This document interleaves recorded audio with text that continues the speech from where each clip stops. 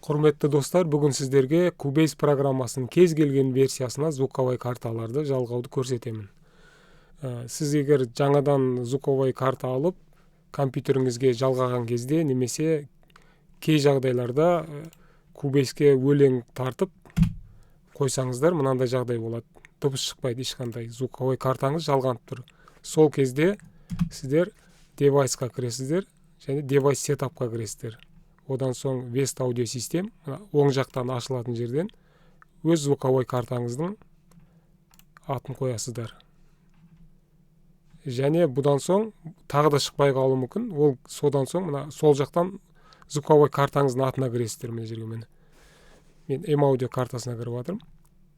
Міне контроль панель, мінекей. Мына жерде екеуі белгіленбей тұрса, тағы да шықпай қалады. Осыны бірден белгілеп жібересіздер.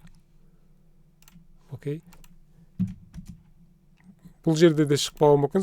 Ол кезде қайттан кіресіздер девайсқа. Міне F4-ті басасыздар клавиатурадан, немесе мына жерден бассаңыздар болады. Мінекей. Not connected дейді. Вход, выходы. Осы жерге тағы да көрсетеміз звуковой картамызды. Выходқа да тағы көрсетеміз. Мінекей енді дыбыс шықты. Тағы да алда қызықты түсірілімдер болады.